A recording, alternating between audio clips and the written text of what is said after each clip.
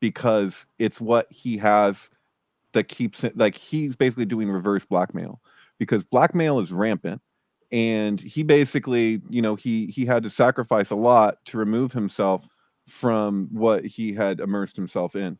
And when he did Half Baked, he's like, I produced an entirely different movie.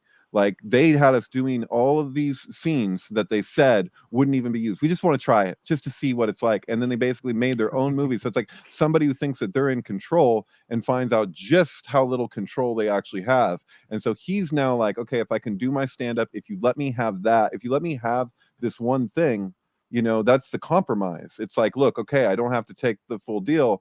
But like, I do think that, when he talks about that book Pimp, and he's basically describing this mechanism, this power dynamic mechanism, like, I think that's all, like, he's in a position where he's like, look, like, if I said what it actually is that I'm holding, I would be done for and it would have its impact. I think I have more impact just doing just working around every other fucking issue that I see and pointing out the ridiculousness of some of it, or, whatever. But it's like, yeah, I think he's had to compromise a lot, but I think he's still doing something that a lot of people out there aren't able to do. You know what I really want to see? I want to see that contract that Comedy Central offered to Dave Chappelle before he disappeared to Africa. I want to see what kind of blood curdling. So Bernie, you got thoughts on Dave Chappelle? I heard he gave up $50 million. Is what I remember hearing. Like, no, it was 40 million. Is a true conspiracy. Like, I heard he was like forced out of comedy in the mainstream, and like Oprah warned him like he had to go, sort of thing. What was it, the Black Illuminati or something, right? Yeah, I'd heard that it was that he recognized. I heard that he recognized what was going on at a certain point because you had him, Carlos Mencia, a bunch of people, and they were the preparators for wokeism. The idea was that you get as much of this, and comedy is supposed to be laughing about these serious issues, but you get all of these issues to be laughed about till they're not funny anymore, and then the mind starts working on them, and eventually you just lay it to rest. And it was trying to just beat a dead horse with all of what was left from the 70s, people who had survived at the very end, been born and had seen the civil rights period at their earliest childhood, that were still post-traumatically stressed, like Carlos Mencia or Dave Chappelle, that they would then exhaust themselves publicly, and then we'd end in the Michelle Obama wokeism, which is really the period that's ending now. If you look at all the original Black comedians, they're all forced to do one thing or another. Forced into dark arts. Look at Sammy Jr. What's his name? Shaq? He didn't seem forced, bro. He seemed like he jumped in head first willingly on that one. Yeah. Sammy Davis Jr. making Lucifer. I mean, actually, that's an interesting point. It's another thought was the first line of Immortal Human Cells. You know about this, right? Of Henrietta Lacks, right? So there was a woman, and she was an African-American woman who was never told that her cells from her cancer or something had turned out to be the first immortal human cells, and they still use them to this day for all sorts of scientific testing, and her family were never reimbursed for it.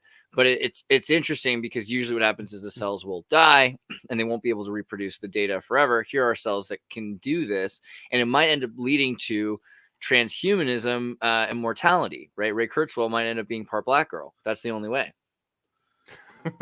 Well, you know what? Can we watch the footage of Ray Kurzweil role playing? He's playing this woman. He played it in the virtual reality game. He has his alter ego. Go to alter ego. Alter ego. Oops. Yeah, I forgot her name. Her name is. Romana. Yeah, the first video. What? Watch that. It's freaking hilarious. Let me go back down here. This is like the smartest man on the planet, and here he is. He's talking about he's a replica. He's got his own Helena. All right, well, just watch. He's gonna transform. He's Helena. gonna put on all the. Look, there you go. I don't know. You're skipping the video. No, Paranoid Americans got better AI than that. Can you play the audio? Oh, well, the audio is hard to do on this computer. Hold on. Let me see okay, never mind.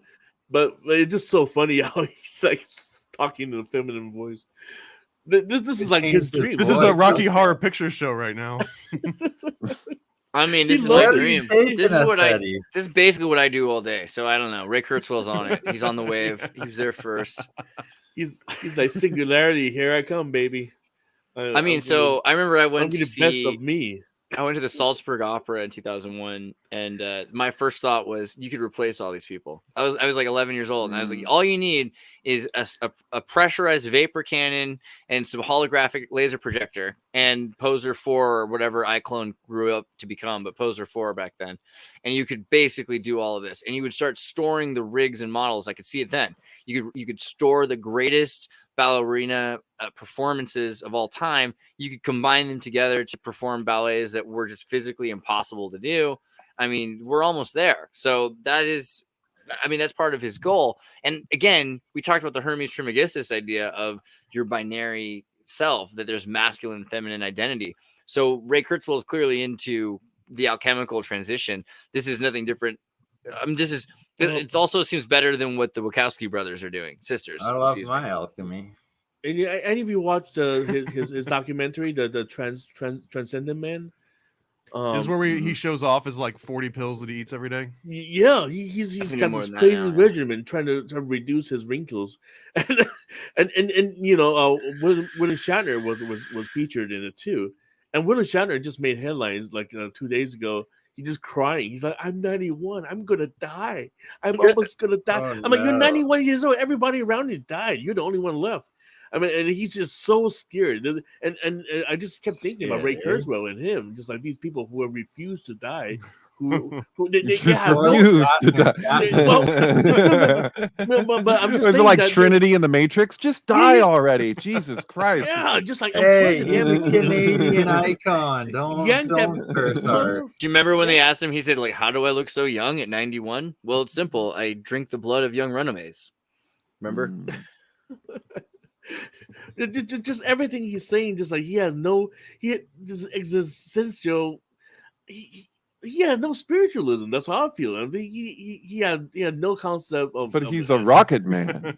He's a rocket man. I mean, diamonds in the sky. I mean, what was that movie that he did with Anton LaVey? Maybe he had a part in this. Maybe. What movie did he do a movie with Anton LaVey? Is Anton LaVey like a true atheist? I mean, that's why everybody's. He's not an atheist. No, he believes in Satan, man. Yeah, you can't the be Devil's Reign. Believe That's in the one I was Satan. thinking of. No, I think the true Satanism is Michael Aquino. That he's the one who's like, hey, you guys are like fumbling with this idea that there's no Satan. You've seen this. This is the one where Ernest Borgnine turns into a goat-headed god. What the heck? I forgot. Right. No, I've seen this. We've discussed this before, I think. Yeah. Devil's Reign. Yeah. What's the crazy obscure movie with Mick Jagger where he shows up as like the weird like FBI like or CIA, like he's got an assassin that's like, it's like a Manchurian Candidate type film, and it's old. It's like from the 60s. It's the Invocation of My Demon Brother. He's in that, but no, not that. This might even. Do they even have this here? It's like it's a small part, and he just shows up to influence the guy to kill somebody, Manchurian Candidate style, in his hallucination. So he's like, is he real or is he a CIA agent or what's fucking going on? But yeah, it's really strange. Forget. There's one that comes to mind I don't remember, but there were all these great Tavistock films in the early 60s that were all about mind control, and somebody has to cut off their head and put it in the trunk of their own car, and so they could be calm and collected while they drive around. You know, all the kinds of British hypno television. You know, speaking of the 60s, I made another post about. You guys seen the original Prisoner series with of course. The actor, you know, what's his name? He played the Edward Longshank in Braveheart. He's a great actor. But the movie was just full of MK Ultra. Basically, I'm a man. I'm not a number, right? The whole thing is about I'm not a number. I'm not number 6. You don't give me any digits. I'm not a binary clone. Like he got mind swiped. So obsolete man, Twilight Zone. Yeah, and they all everybody's doing this. I said hello, hi, I'll be seeing you soon. Seriously, the whole thing is about the taxi driver, the Asian girl who dropped him off. She's like, oh, you gotta pay me 6 credits units. There's basically social. Everything is predictive programming of the social credit unit that's coming up. And you watch the show again, it's like, oh my god, this thing's been programmed since the very beginning. How you turn into a binary entity, right? But isn't that also the Hierophantic task to basically disseminate the mysteries to the masses? Also includes all the shells around that mystery, so that basically, like, because it could go either way when you're looking at that. Because people talk about like predictive programming stuff, but say you're looking at something like The Prisoner, it's like, is this like basically people with some wherewithal?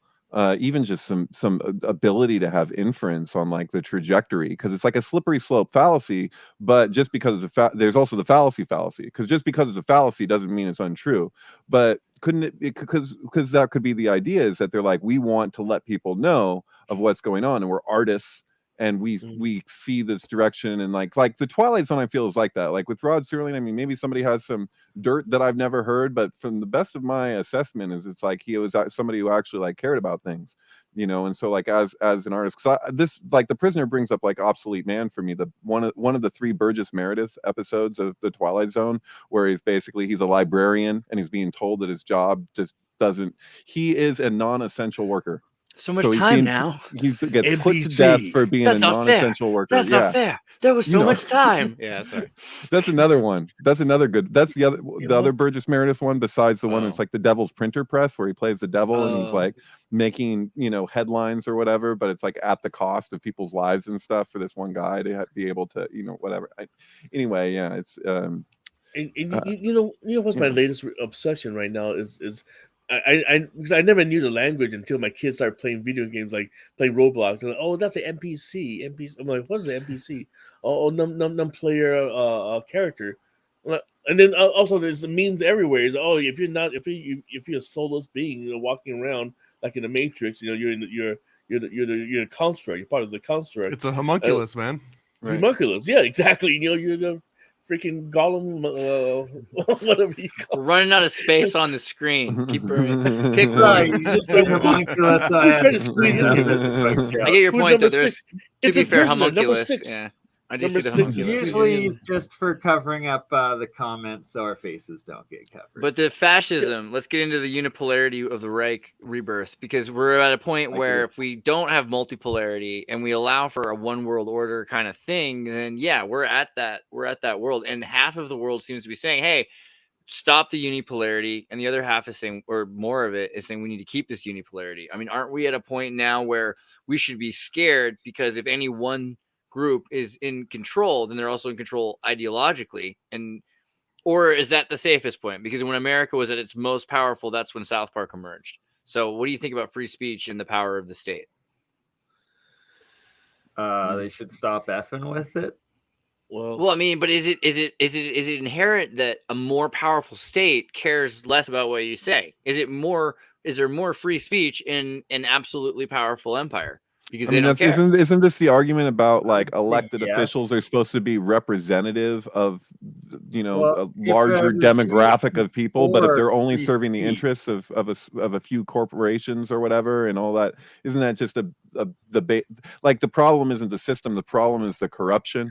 So like, even if you have like a few people in power, like what's going to stop them? What's the incentive to get them to do what the people want? And in regards to like, who are the people at the top of the chain, or the people who are keeping the base of the pyramid moving? I kind of like compare it to inbreeding, okay, the royal inbreeding. The people want to hold on to the power and silence every opposing opinion, and the only way to do that is to marry your cousin. Yeah, so, you don't want anybody to. In the sense that a healthy regime. Like a healthy regime would allow free speech, where like a dying regime has to like impose the fear and control over anything and can't have dissenting speech. Mm-hmm. I mean, it's both. That's what I wonder, because the other thought is, if you look at, I lost the page, but you look at the idea of a multipolarity, and instead you have people vying for attention. So let's say you got 2 groups vying for attention, and a third group emerges. You got the West and the Soviets, and they're fighting against each other. And then someone says, hey, we don't want to be part of your fight. Forget both of you. We'd actually like to divorce ourselves from both of you. And then both the West and the Soviets, the East, start working together to reclaim anybody who's not on either one of their sides. right? That's what seems to happen to force it in a multipolarity as well. Well, you look at New World Order, right? It's all the West, like it's always the British, American, Anglo-American, vocabulary. But now China and Russia are like, no, we have our world order. I mean, you cannot, this is not your trademark. I mean, but it's the same idea. They're just like, we don't want you guys to have it. They're all sprouting their own versions of it, but overall, it's the same stupid concept. It doesn't feel like anything is changing, and that like the idea of multipolarity isn't really a solution to unipolarity. But unipolarity is also weird because it is fascism. We're at that point, if the United States runs everything, and we have this Atlanticist economy, then it seems like we're, on one hand, there's nothing we can do to stop them, so they just let us do what we want. On the other hand, we can't do anything because we're so controlled. That's where we're headed. Yeah, Einstein argued that without a one world government, we're going to be basically doomed because one nation will attack another nation, etc. And he also believes that unfortunately, if we have a one world government, that one world government, in all likelihood, will be the result of one nation or a few nations using their military strength to enforce their order on the rest of the world. So it's a catch-22. You're like, basically, you're damned if you do, you're damned if you don't. With lots of variables included. Well, also, go ahead. You had. Sorry. You probably heard, Michio Kaku, right? Dr. Michio Kaku, who's always on Discovery Channel talking about all these. He's got long hair. Yeah, maybe. He loves it. He loves everything that has to do with the ubiquitous microchipping of mankind. And but he also seems like he could be kind of a bro. Like he would, he just wants to be on any podcast or talk show ever. So that's kind of nice. You gotta get. I'm very. We can get him. We can get him. Science. I love everybody. It's happening. But here's the thing that got me going is that when he talked about what is the universes, how to become a level 1 civilization. What do you call it? Type 1, type 2, type 3. So the deal is you get into the Federation, right? It's called the Kardashev scale. So we're not even at type 1 right now. Well, only because you're not and that's because you're the Kardashev scale is super communist. So let's start with what seriously, let's start with what it is. A type 1 civilization. A type 1 civilization is accordingly when the Soviet Union completes their goals. That was what it was. Because you have the idea of Earth 1 and Second World. Second World is better than First World. Second World, Soviet world. And then the third world is Yugoslavia. But they were thinking type 1 civilization where we no longer have waste, where we have complete access to the energy, and we're actually putting out more energy than we're taking in. And there's no more hunger, starvation. It's Star Trek, right? We've got to the point where people have solved a bunch of goals for the communists. But when those are solved, then you have a type 1 civilization. And at that point, he starts measuring for the Drake equation, type 2, type 3, and that's more to do with, okay, well, now type 2 has got a Dyson sphere, and so they're outputting beyond zero entropy. And type 3 is able to produce and control the power of an entire galaxy 100,000 to 1,000,000 light years away, and type 4, etc. So this is the idea that you could get to a point where you could control the entire galaxy or universe or something. It's very Star Trek. I mean, none of this takes into account communism isn't necessarily everybody's goal, and so that's why you have to think about the Klingons. The other thing it doesn't consider is the idea of space-time quanta, that this could all be one place, that every single expanse of distance or of time is actually just a breadth of measurement of metric that you're a part of, and that we're quantum entangled. So this doesn't make a lot of sense when you think about it in terms of every sun is actually part of one sun. Every galaxy is just one. It's all part of Earth. I mean, so the Kardashev scale doesn't really work. But because of that, the Drake equation is far more convenient. And that just means you're more likely to interact with something, whether it be a human or demon or yourself in the future, which is the other thing Dave Chappelle brought up. Aliens, time travelers. I'm not even kidding. The beginning of the show, a binary twin in another universe. The beginning of the show, he comes out and he says, "Look, I have an idea. What if it's about aliens from the future that are us, and they actually came back because they were from the past. They originally were from Earth to begin with. They left Earth and they come back to Earth, and they're saying that they're the rightful heirs to Earth, and the movie should be called Space Jews, according to Dave Chappelle. Sounds an awful lot like the South Park episode where they came back and they took our gerbs. It sounds like my pigs in space. It sounds like the astronauts that were talking about UFOs. UFOs. Oh God, time travel. What about the Star Trek, the directive? You know, what was that? The primary directive that these civilizations cannot interact because of the risk of exposing. Right. Which Lukaku is actually in a documentary that our friend Joe Trapishin made called Borders with Robert Anton Wilson and Steve Buscemi. And if it's on my channel, actually, you should watch Borders. But he talks a lot about how borders are psychological. And that doesn't mean that they don't exist. And the power of psychological borders and how they're used to define else unanimity -1, I, thou, and space-time. Hey, can I do a thing? So take South America, for example. South America, thousands of people go missing every year. Nobody knows where they go. They just disappear. But if you think about it, there had to be a time when there was no people, right? Where all these people come from? I'll tell you where. The future. And where they disappear to? The past? That's right. And how they get there? Flying saucers. Which are really, you got it. Time machines. Wait, who said that? You quoting from what? Robert Anton Wilson. No, it wasn't from him. Somebody else Repo said that. Man again. Oh, Repo Man. That's right, Repo Man. Oh my God! I just saw that bit. I really thought that was Robert Anton Wilson. That's hilarious. Yeah, now you can't prove it's not though. They probably just quoted him secretly. Oh yeah, we talked a little bit about it last week, right? Repo Man's more and more important this generation because you have a bunch of the boomers that are they're dying and they don't know how to take care of themselves, and so all of a sudden Repo Man is the next. It's very much what the young in the early '80s kind of went through. Am I right? That's what it feels like. You know, I don't know. You know, I have a feeling that the Sheen family, they're all aliens. They look at Charlie Sheen wasn't. They're Galatian, but I see how you would make that decision. I loved you in Wall Street. Oh, right. I didn't like either of them in Wall Street, but they liked each other. And it was a quote from a Hot Shots Part 2. What about Taiwan shuts down another nuclear plant, threatens blackouts and more emissions? So the fact that Taiwan is getting ready to shut down nuclear plants, I mean, people don't realize how much of invaded. How else are they going to run any electricity? I mean, Taiwan is actually a very, very clean island. So this is like Venezuela all of a sudden. They went from having super amounts of energy for their population, which, you know, Taiwan is literally the future. It's just the future all the time. Unfortunately, our future is becoming dark. That was oil with Venezuela, right? Well, yeah, but they also, in general, shut off all the power, so you couldn't access anything. You'd have you still have routine, rationed amounts of water and electricity. Like, all right, well, everything will be running for 1 hour today at 5 p.m., and that's when you get to use water. Right. I like the countdown every time you discuss socialism online. It's usually 3 to 4 comments, if at the most, before you get Venezuela mentioned. Venezuela is like the go-to.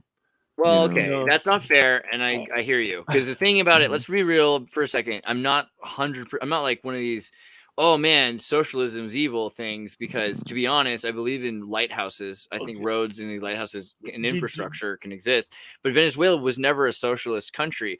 Venezuela was always a dictatorship with social services. It started out as the Spanish government after they left when Napoleon's brother took over Spain. The royalists took over Venezuela. There was a giant earthquake in 1812 that knocked down most of Caraco.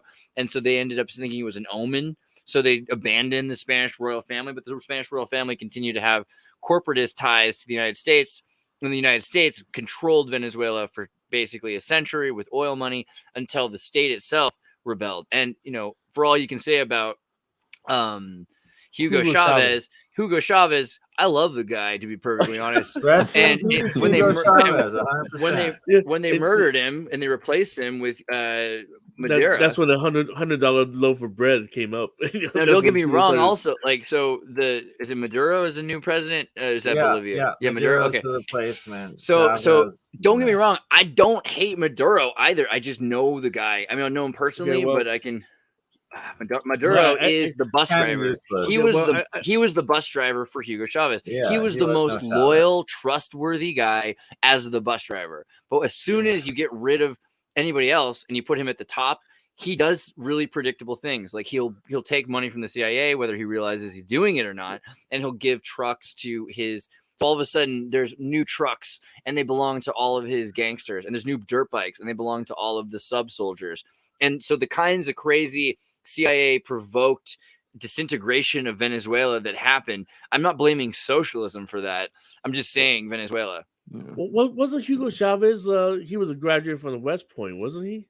Dude, Hugo Chavez is I based. believe so. Same with Panama. The Panama president was his name. They're all from West Point.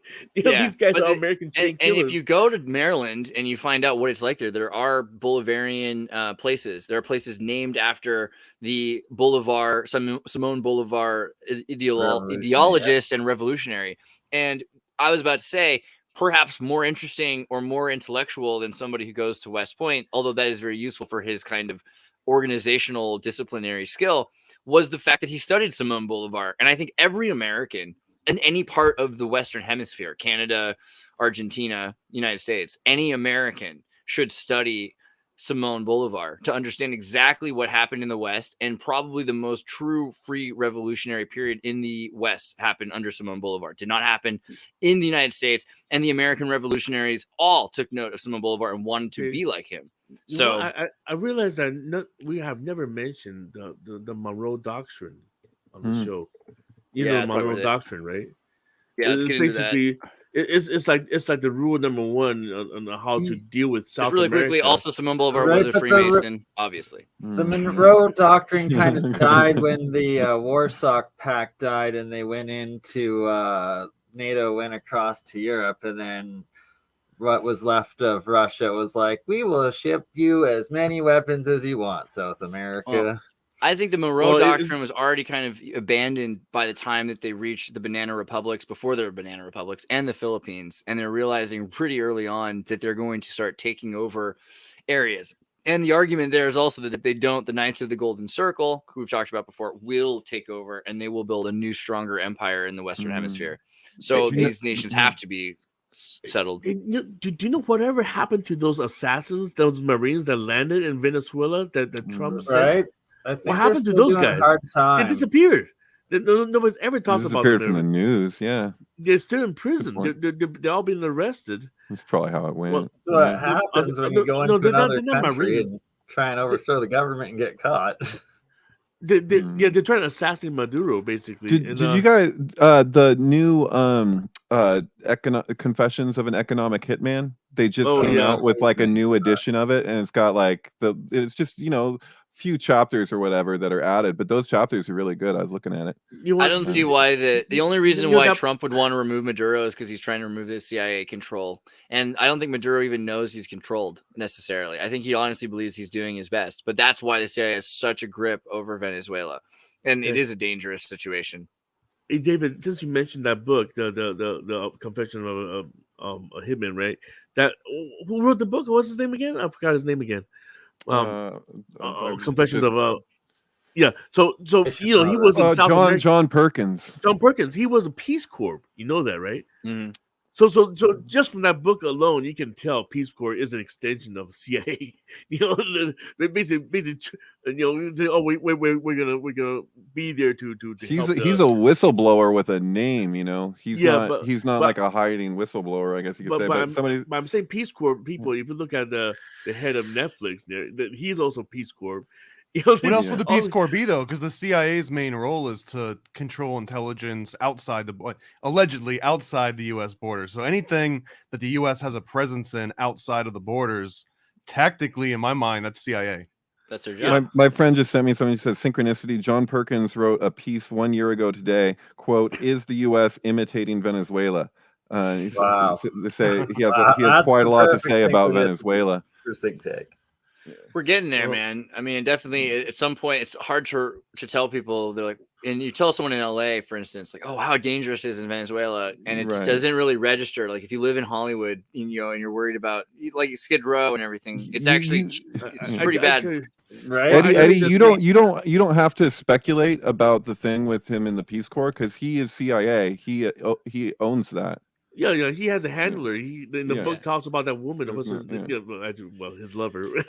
Yeah, no one wanted to take his book for a while because they didn't want to be targeted. Like it was a concern of like what could happen to them if they publish this material.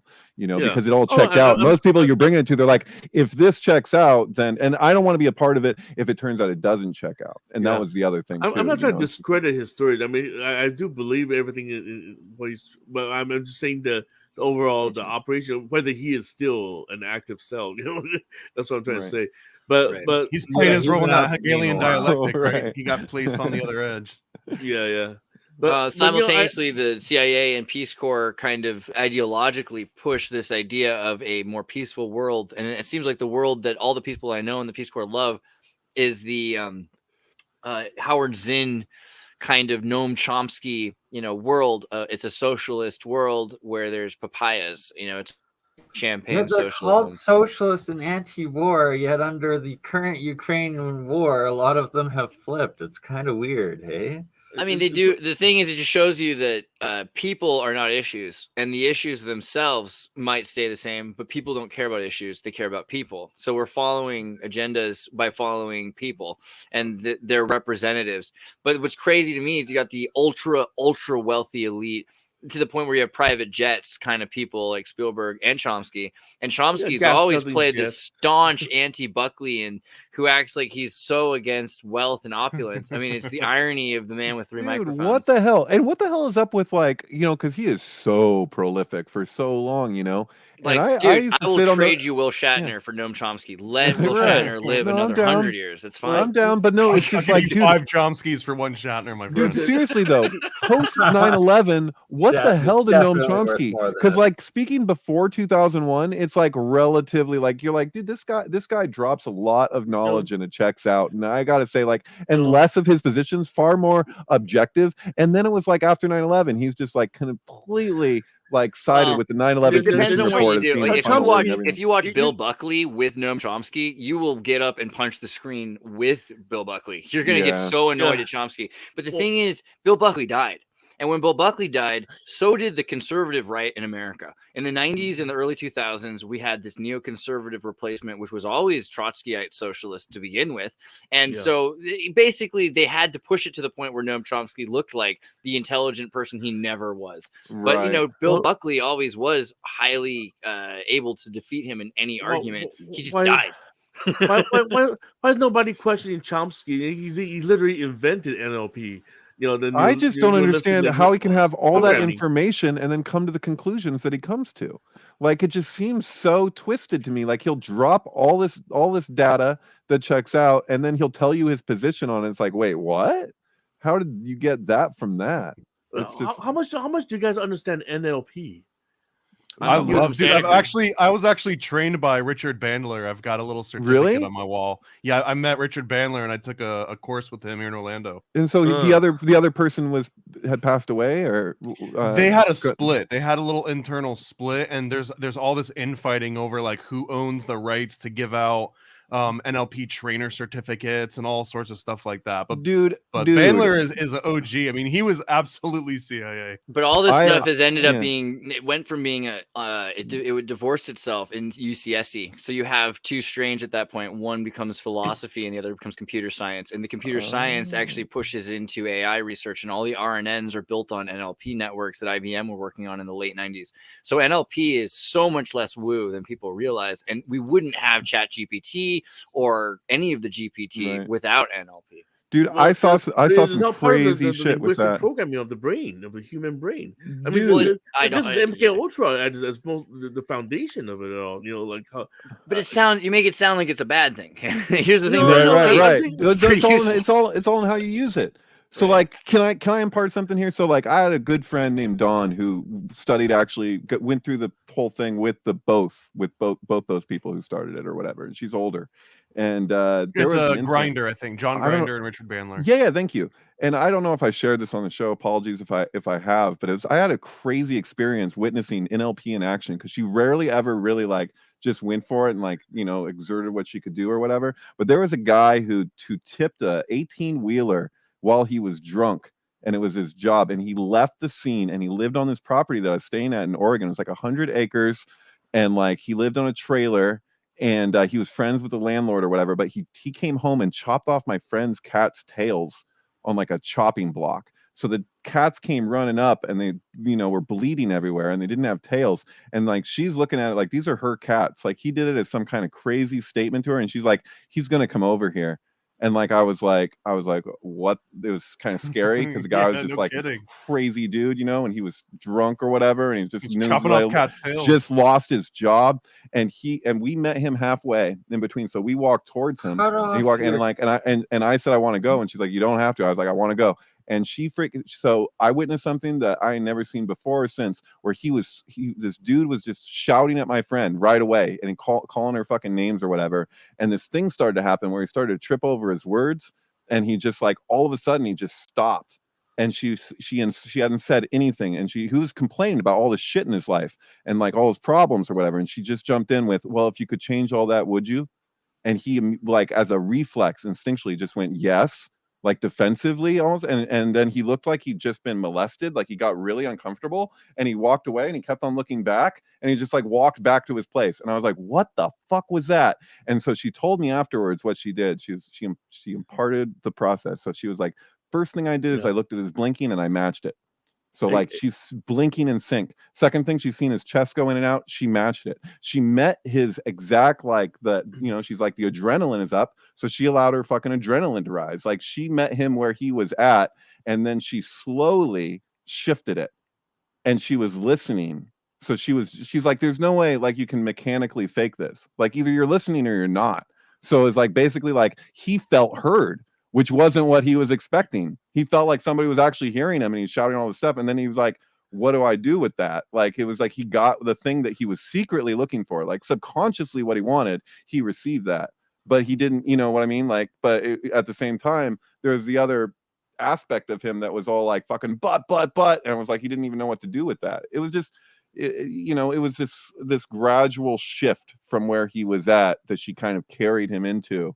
You know, that's some Jedi mind shit, you know. But yeah, it's that combo breaker move. Sticky Mark says Yati Bia Lebu, which means I love you. 4 inches of ice here. Global warming. Well, there's a lot of ice outside. There's actually like 4 feet ice out this window in Minnesota. Yay, climate change. Lies. It comes down to this: one wish, fishru. Ninish. Spring is sprung. Grass is riz. Wonders where the birdie is. Sticky Marks, we love you. I feel like I'm in the Black Lodge, speaking backwards. Well, I had another random thought. This is something that kind of came up this week. It doesn't matter at all, but to me it's interesting. It's the purple Earth hypothesis. You guys heard about that? No. So here's the deal. Basically, they're wondering about why plants are green. I wondered the same thing. And green's an interesting color, and the Green Man, and there's all this mythology about blue and Blavatsky and how these colors work. Let's look at the par density for a second. Par density. When you look at par density of color, you'll see that spectrum. How about that? Anybody? Here we go, right here. Look how much green there is. There's a lot of green going on, right? And then look at how much blue there is. But there seems like there's even more. The blue is really solid chunk, which means that you should be getting more out of blue than you do. But green also, it takes up so much more of the spectrum than we're used to. So that's very interesting. But also, what do you see that's bigger than anything besides ultraviolet? Infrared is ultraviolet. Purple is a huge amount of spectrum. And so tying back to the NLP, because they always wear purple, man. That's their thing. Right. Earlier, somebody was just asking, why is NLP not neuro-linguistic programming, but now you just pull up in the natural language processing? Because neurolinguistic programming is the philosophical understanding that we're talking about. Natural language processing is the evolution of neurolinguistic programming. Right. It's like the difference between a parallel processor and a serial processor. It's like you have two different is that right? Yeah. But you're using neurolinguistic programming in order to design lexicon, and then lexicon is being studied and mapped, and that's exactly what natural language processing uses. Right. And I put it too that like neurolinguistic programming is humans understanding language, whereas natural language processing is computers understanding how humans understand language. Yeah. I think it'll be like far more confusing in a few years when we are having a harder time deciding if a human's not a machine that's pattern recognition system, or if these machines are now installing their artificial intelligence software on humans. Then I think it'll become really confusing during substrate independence when humans. Well, and what about machines the are RIA mode from David Bohm? So David Bohm had a different language way of communicating that was like more in line with physics, like the way we actually know, because we have a subject-object relationship built into our speech, and he had kind of changed that. Yeah, look up RIA mode, David Bohm. Sort of include David Bohm. Oh, I spelled Bohm. I don't know how to spell RIA mode, and I might be pronouncing it wrong. I probably am. Oh. Yeah, you got it. Fullness and implicate order. It's in there, yeah. So there's a section of this book that goes into language big time. This book is a difficult read because it's just filled with a lot of equations that many of the stuff goes over my head, completely. But yeah, the RIA mode of language, it's a whole thing. It's very relatable to what you guys are talking about, kind of. Yeah, this is kind of the only thing I don't like is like when I now that you guys explained the NLP, but I'm not, why don't they just create a new term? Why do they always have to replace terms over the years? It's been happening so much in the last. Well, dude, the NLP, the neurolinguistic programming is under like all sorts of funny business disputes where people want to own that acronym, and own all the logos and stuff. Yeah. Meanwhile, you have the 3 original books, and that's the thing, And if you're just saying that it's evolved further in another direction, I mean, I still would say that what they originally presented was probably baseline, no? Right. Yeah, it's it is a very Santa Cruz thing, but this is it was at the conjunction period of branding, marketing, managerial theory, the people that help you with DISC method to what do you call it, human resources department. That's where a lot of this stuff really started to emerge, and it was important to business that it made sense. It wasn't important to business that it was technical jargon. Right. And so that was why at first it was so much more practical. I would say that the original NLP that Grinder and Bandler worked on was more just practical. You're supposed to use it, and it's beneficial immediately. You're paying. It was like having a game genie, bro. It's like someone gave you the first game genie for your life, and then all of a sudden these tactics actually, like the spatial anchoring is a really huge one that works really well. Right. And another one for storytelling, they have this thing called an embedded story where you will purposefully start out with a more surface level story and then stop yourself about a minute into it and be like, actually, hold on, that reminds me of this other story. And then you go on to a completely different tangent. And then as you wrap up that inner story, then you also wrap up the surface level story. And what that does is it embeds that inner story into like a deeper part of your mind so that you listen to it longer. Dude, a lot of Kabbalistic writings are like that. And that's the other thing. Bandler showed it. He did like a 5-level deep one. Fritz Perls started with the Gestalt therapy that Esalen Institute was using, right? And so Fritz Perls' work was the work that led itself to Bandler. I think it says here, Bandler helps publish Spitzer's Gestalt approach based on a manuscript by Gestalt therapist Fritz Perls, who died in 1970. So this was right after Esalen. I mean, it's still the peak Esalen period, but they're saying, how can we use this? And it reminds me of Scientology. Let's take this. Well, it reminds me more of Est than Scientology. Yeah. But yeah. Est. What's Est again? Est isn't that the I mean, getting it wrong. It was what Denver, Bob Denver, is that his name? The fucking guy who crashed into a mountain. What's his name? Sunshine on my nutsack makes me happy. What's the guy? It's like all these like John Denver. John Denver was an Est guy. It was they were controversial because they wouldn't let people go to the bathroom. So it's like people would be like, sign up for this whole thing. And they're just, but it's intense. It's an intensive. It's a real intensive. And I don't think that they could really get away with doing something like Est today. But they started featured in the American show about the communists. That's interesting. I don't know if they started at Esalen. I just said that, but they definitely were a big thing at Esalen, and a lot of these people were involved. This this was big. Wow. The American series.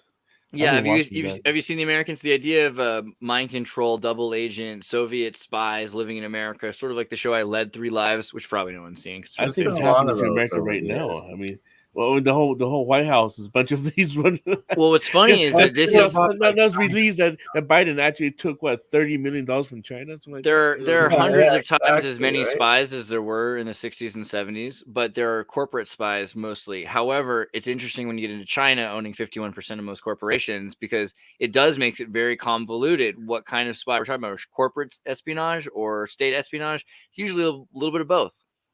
When my dad lost his job at Letterman, that was my wake up call. I'm like, everything's for sale to communists. The communists, the Gorbachev opened a foundation office right where my dad worked, and it's just like, it's just chipping away. I mean, it's not even about communism itself, but it's just this new world order of the erosion of a sovereignty through another. I think it also global power. High ground. It also gets into the idea of like, so Shrekinism, because the idea that we are removing our symbolism. And if you start with NLP, you can actually start to, like using Dianetics, remove the triggers that you have and then replace those triggers with new triggers if you want, or remain untriggered. And so many of our symbols, we say, okay, you go into this and you show this picture to someone in the 16th century, they're going to say, oh, this is based on the evil ogre, and there's all these stories they already have. But if you don't know any of that, and you're like, oh, it's a green guy because you're a 3-year-old kid who's brought to a movie, the first thing you know about ogres are that they're fun because of Shrek. This is kind of the thing with NLP. You can completely erase and invert the reactions people have to symbols. Bernie, you're dipping. Yeah, I got a dip. Sorry, guys. Much love. It was a pleasure. Bernie, I love you. I will post Love the you links all. to Crypto-Alchemist for people. Much love. Yeah, I got to do a quick update as I just gained 1,500 new subscribers thanks to Dutch Sense. So we will be doing a new live with Dutch in the next few days. Oh, God, yeah, that's nice. That's awesome. Like, I definitely want to be there. Let me look, you guys. Also, make sure you're looking at Crypto-Alchemist on YouTube. Wow, you did jump. And see that one right there. I booked for us 2 weeks from now with. You got a notification big one right there. Oh, Stefan. Oh, you're a sweet man. Amadeo Avogadro looks a lot like Andreas Malnourished. Great. That's kind of mean. Also, Avogadro, have you seen that guy? Walter Bosley. Sorry to interrupt. This is literally the guy we're talking about, Avogadro. And you know what? I don't even feel offended because he's kind of cool. I kind of get it. Yeah, I can see that. It, but I don't want to see it. That's your homunculus. Do you guys know Avogadro? Avogadro's number, right? Where's Avogadro's number? All right, much love, guys. Catch you on the next one. See you, brother. NorthAMerica. What's your name again, brother? Thomas. Thomas. The twin. I just sent you a message on Instagram, and we will plan a stream here soon too. Hell yeah, man! We're gonna kill it. Definitely, brothers. Hey, Thomas is a twin, right? Does it mean twin literally? Is that the deal? It does, and I'm also a Gemini, so I'm like the double twin. Oh, you mean like the '80s band Thompson Twins? Yeah, no, it doesn't. Thomas twins. You should see my Matrix Office Space collage film thing where I go back and forth between the Matrix and Office Space looking for parallels, because the character in Office Space is Peter, and the character so the character in the Matrix is Thomas, and so Neo is Thomas, and so that's the whole idea, I guess, is that he's the one, but then the one is also Agent Smith because he's got the twin or whatever, so it's like he's his twin. Thomas Smith. Yeah. But what's Agent Smith's first name? Does he have a first name? Well, isn't Master good enough? I mean, I don't know. Thomas Anderson. No, I will watch that. Those are two of my favorite movies. So it's just, there's a bunch of funny stuff. It's like he's like, you're not in Kansas. We're not in Kansas anymore. It's like in both movies, like before, buckle your seatbelt, Dorothy, because Kansas is going bye-bye. And then in Office Space, he's looking at her pen and he's like, we're not in Kansas anymore. There's just, they came out the same year, 1999. So like I kind of go in a weird direction with it where I'm looking at Woodstock, how like the first Woodstock was like the rain festival, and then was like the water festival, and then Woodstock 99 was like the fire festival because everyone set shit on fire. And so it's like the two different types of baptism that seems to like the movies are kind of relating to being baptized, in both cases. Yeah, 1999 was a significant year. Millennials. I keep trying to go back to Nebuchadnezzar. The ship in Matrix, right? That's the ship. And Nebuchadnezzar is also something they discovered when Saddam Hussein was found in the foxhole, right? Remember that? And then when the SEAL team they busted his hole and took it out, and the first thing I saw on the news was the Noah's Ark. It was on the wall, and then of course we know that Saddam Hussein is saying that he's the reincarnation of Nebuchadnezzar. Well, earlier in this conversation, though, I was thinking of that spot in Iraq that has the pyramidal type structure. It's not really a pyramid, but it's like this big rectangular. What is talking about That's what you were saying, and I just wasn't familiar with the name.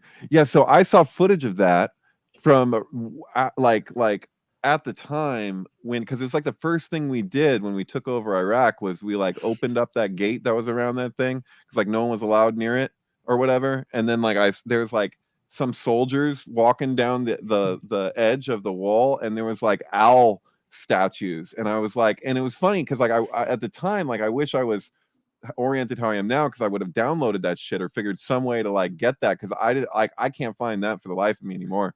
But yeah, it was just some soldier had like a camera and was just like, hey, well, look at what we're looking at or whatever, and it was like, wow, right. Maybe this was blocked off for a reason. What's in there? What is the in keep there? Right. Yeah, I think of that movie, The Keep, where the Nazis invade the little town. They're like, you shouldn't go in the mountain. Like, you cannot tell us what to do. And they're like, you don't understand. It's not like it's to keep you safe. Don't go in there. And then they do. Because Iraq is Babel, right? So like, what is in there? Do we know? Is there like at this probably point? Metal crosses made of pewter on all the walls and a giant void into the abyss with a demon that eats your flesh to become corporeal? Or is that just No, that's actually underneath the Vatican, but yeah.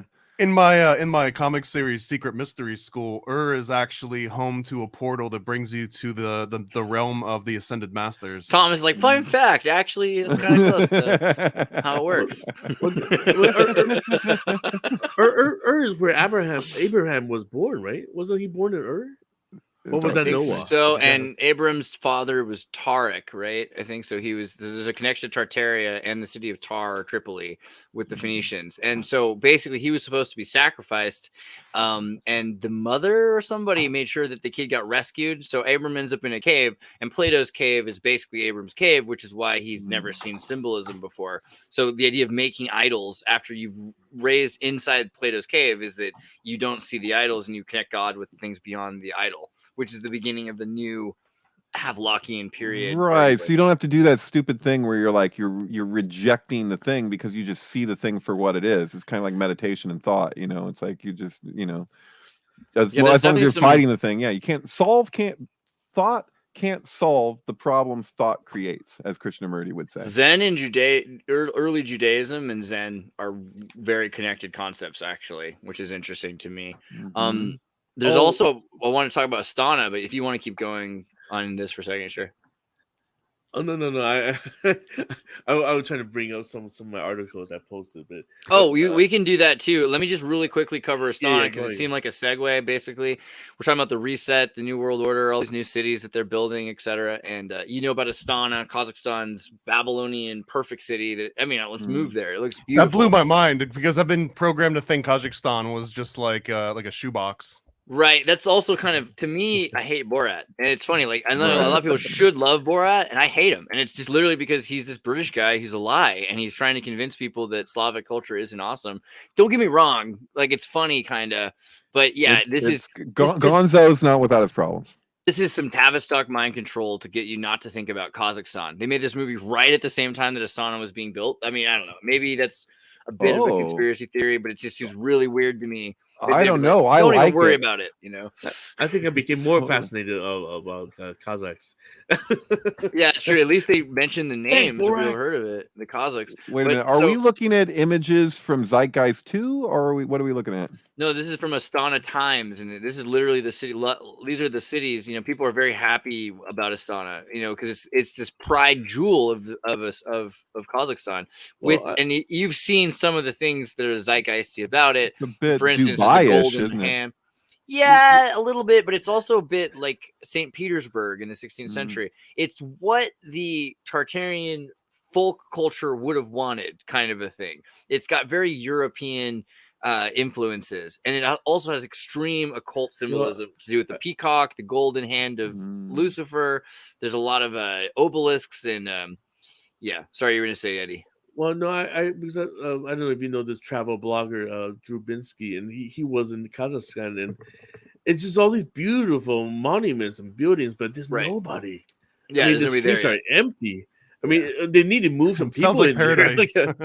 right, exactly. But it's obviously part of the plan. You know, they built the city that's far away from everybody else, and it looks like Epcot. If you see the rings around the rings around it are designed so that people are all at the equal proportional distance from the center mosques and temples. And there's these universal mosques that aren't to Islamic Allah, but to the noble God, very Lucis trust kind of place. Yeah, and then again, the Phoenix kind of idea, which reminds me more of the St. Petersburg, again, this idea of the Austro-Hungarian Empire or the continuation of Turan. Yeah, Byzantine to Turan. Because Byzantine Empire, why do we even use that word Byzantium? It's a made-up word from the 19th century. They weren't called Romans. They weren't called Ottomans. They're probably Turanians. And yeah, that's what they're doing. But look at even the pyramid symbolism. I mean, it's pyre, the fire on the inside of the pyramid. They're very clear with the point of Astana. And then they recently said, where is it? That gold capstone on that pyramid you were just showing too. Yeah, the idea of the original pyramids. I just lost it, but we'll go back. Here's the deal. Astana Opera to host festival dedicated to this classic. They're going to get a lot of people to think of Astana as the most culturally advanced and the primary place for operas to exist. That's their goal. They think that in the future, people will associate Astana with Kazakhstan and Astana with opera.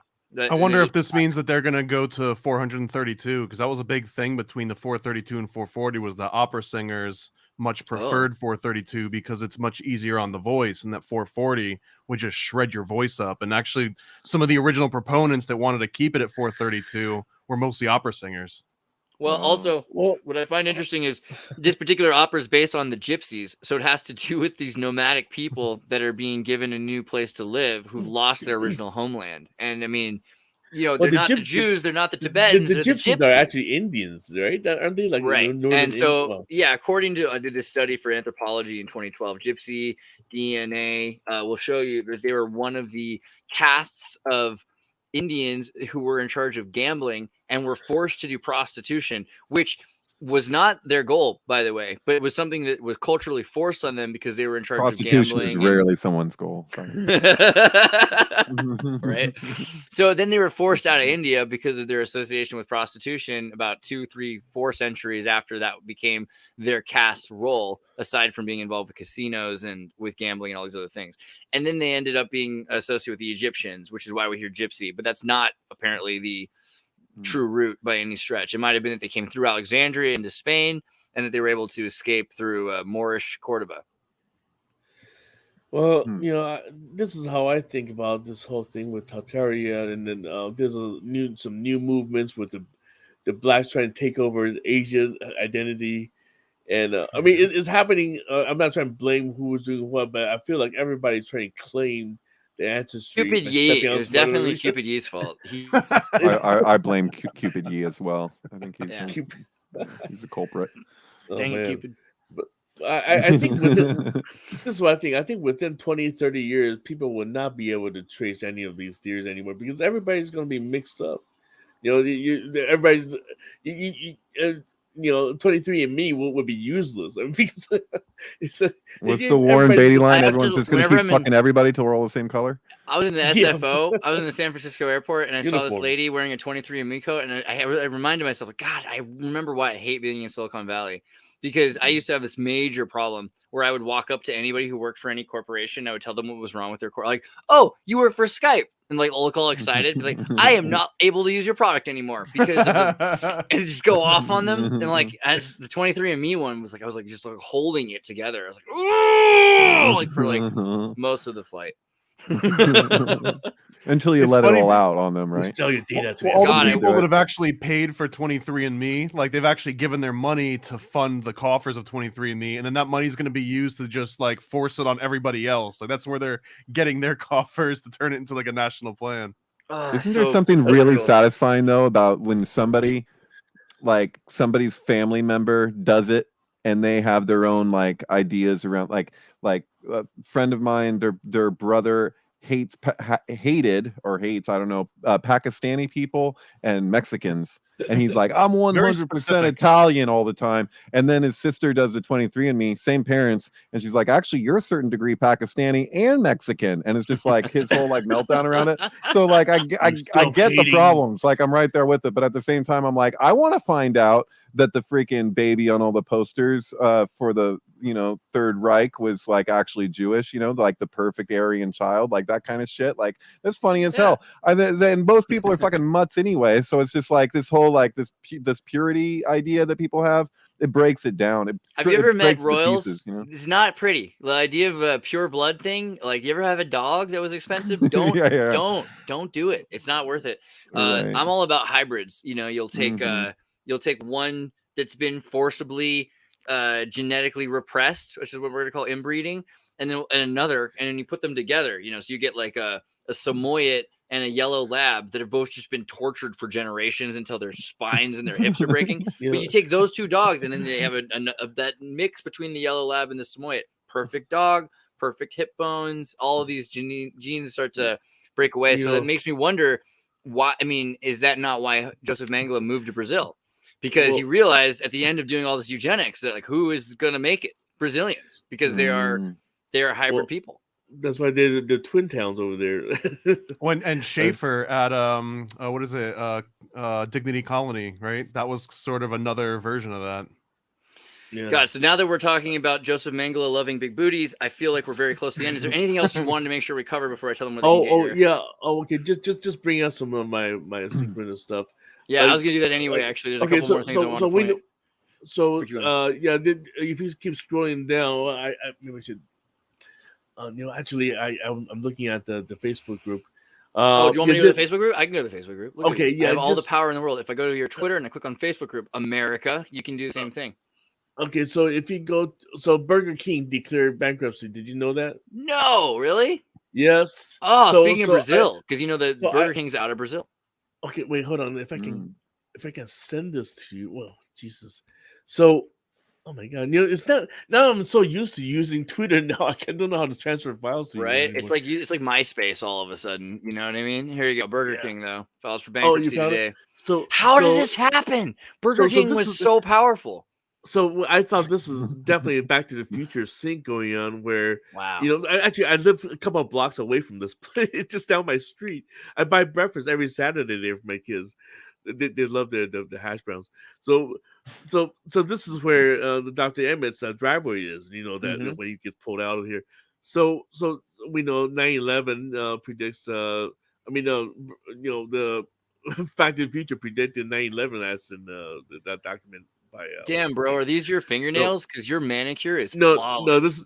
No. I stole this photo from somebody else. I have my own photo, but I couldn't retrieve it. But so this is in the middle of a financial crisis meltdown.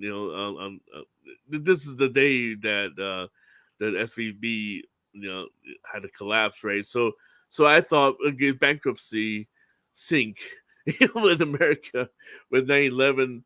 And Back to the Future. I don't know. Maybe it's a little contrived, but I just thought it was kind of funny that this symbol of Back to the Future. How much do I believe this though? Like, yeah, they're claiming bankruptcy, but it seems like it's just like a financial maneuver. I'm sure it is, but I mean, you got to imagine Brazilian's richest man loses this money, so this has to do probably with shutting down the election supporters in Brazil right now. I think, and that's my first guess. I haven't looked into it yet at all. Well, nobody can pay $20 an hour for burger flippers. I worked at McDonald's, $4.25. Yeah, but that's not. So you go to Burger King in South America or anywhere in the world, and the deal is that you have these machines and touchscreens and everything else. There's less and less people working for them. It's just more that they have to control huge. You have to buy all the Paraguay's beef. and you have to compete with Brazil or Venezuela to get lower prices. Is it really Right, that but- cheaper than the California beef?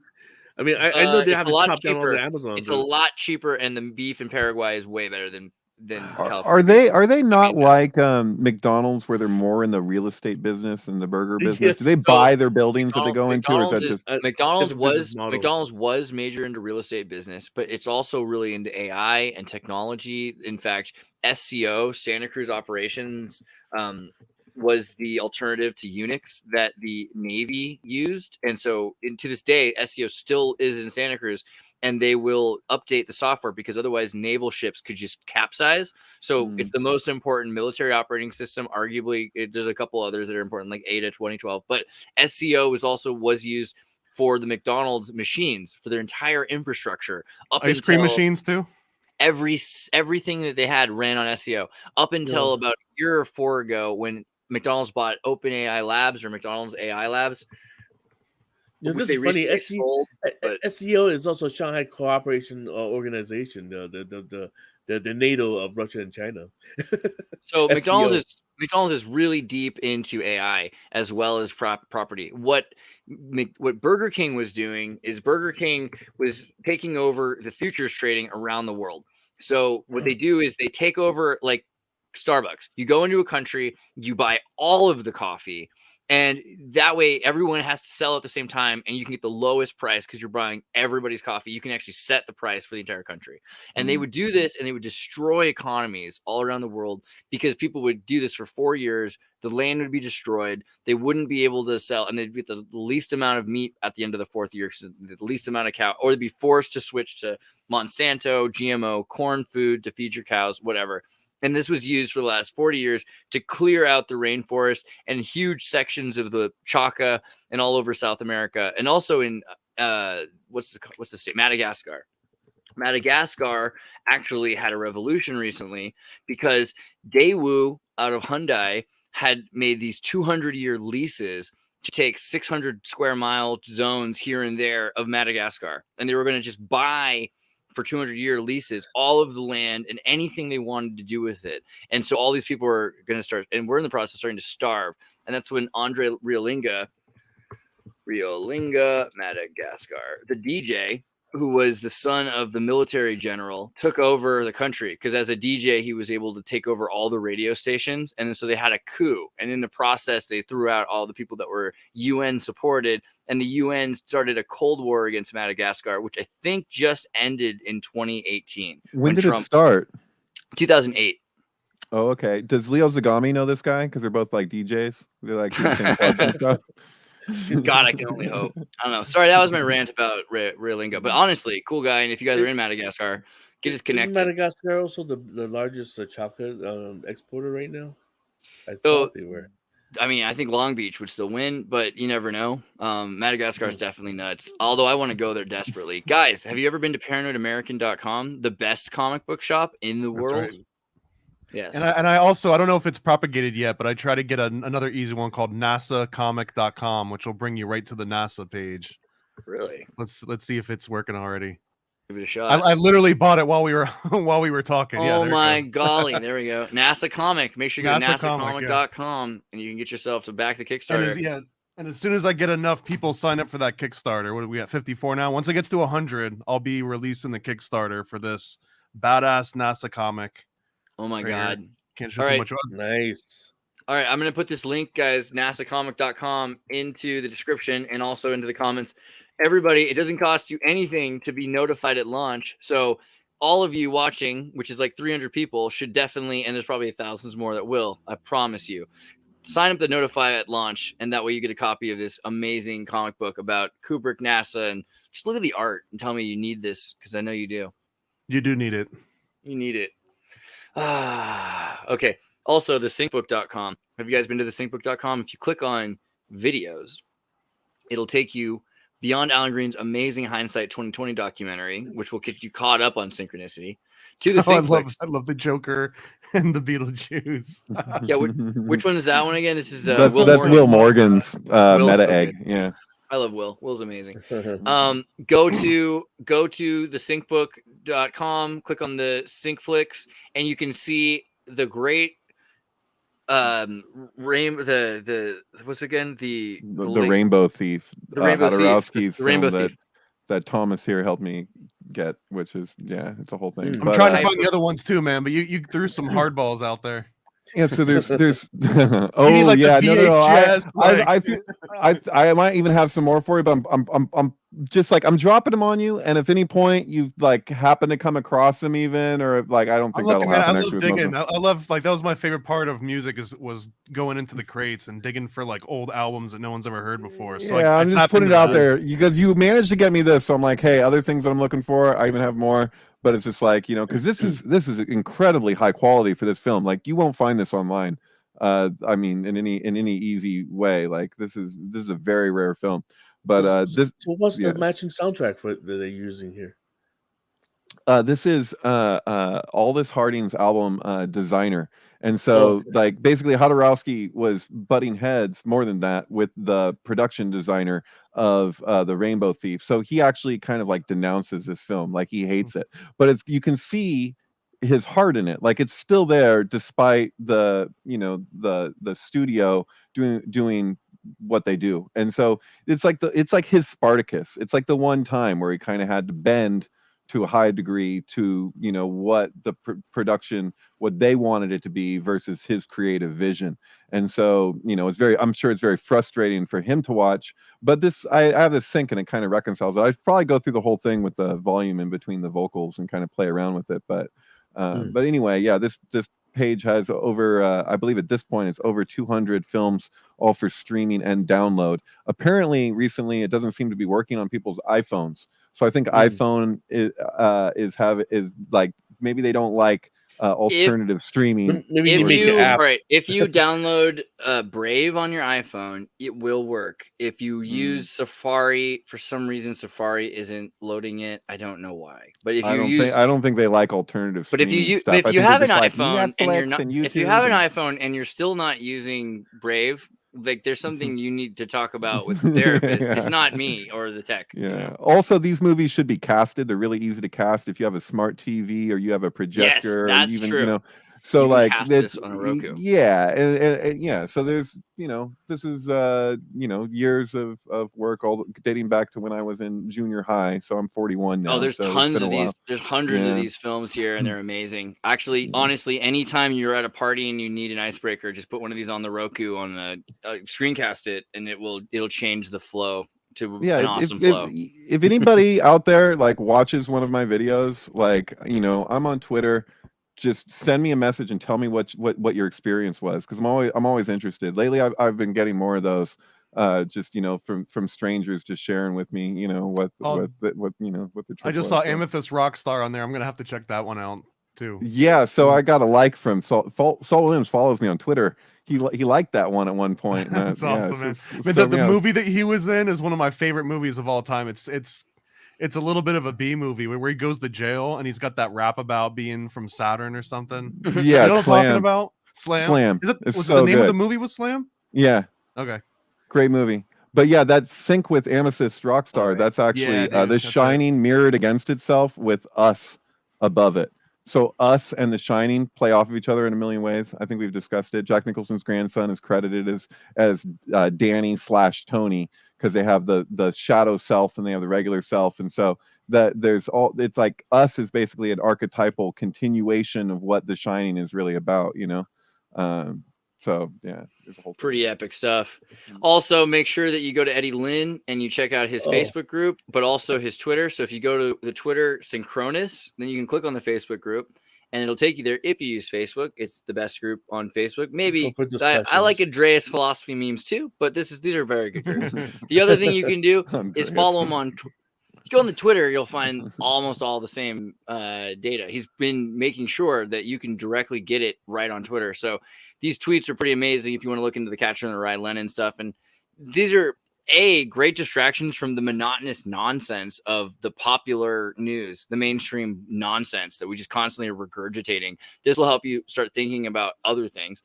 B, by thinking about other things, you'll have a better and fresher perspective on the mainstream media. Swear to God, if you listen to this and then you think about what's going on, you'll have a deeper perspective on whatever optic propaganda, Tavistock mind control program that they're trying to pretend is a natural event going on or some sort of chaotic phenomena that's planned. Yeah. I welcome everybody to participate, especially in the Facebook group, which I always get kicked out of. But if anything happens to me in Facebook, you can find me on the Twitter account. Actually, I just want to mention, since you guys were talking about the films, I just started to have another sync, which I didn't put out, is that the last few days I've been keep reading about Wyoming. Okay, because as a CDC.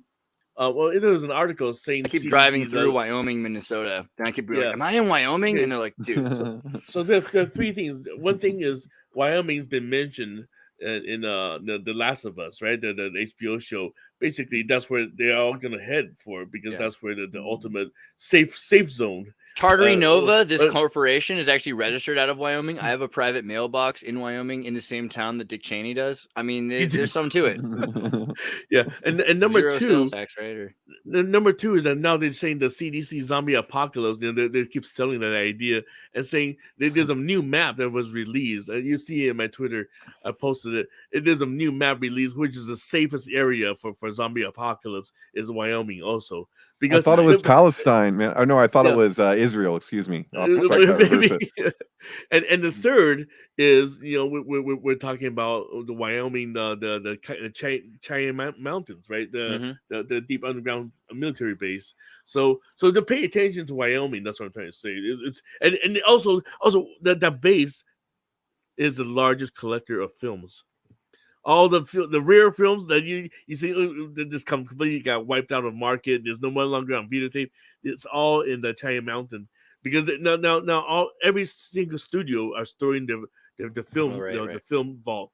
That's Warner Brothers, Paramount. They're all storing their original reels over there. Yeah, here's the underground salt vaults, right? The Cheyenne Mountain complex, totally amazing. I want to live there. David, if you run out of movies, you go to that. That's exactly. That's where they all are. It's true. You might end up there, Andreas, one of these days. It's going to be a very exclusive place to be at a certain point. Oh yeah, man. You can watch it when the whole world's getting nuked, So I would be the guy in Last Crusade. That's the way I'm gonna dress, like the knight. Where is it at? I'll be the face melting guy. This one, I want to be this guy. You can be the face melting. Okay. All right. And so I covered everybody. Okay. Last thing: Russian jets, spy drones, Dark Star. Make sure you watch Dark Star, the most important movie from 1974. We're going to talk about it next week. No, here's another thing. Dark Star, the writer Daniel Biden, he has my birthday. Really? He wrote Alien. Yeah. Alien too. Yeah, and they totally ripped off Star Wars for it, and Carpenter's cool. All right. I'll talk to you next week. Love you guys. Peace. Hello. Welcome to the Xirtus.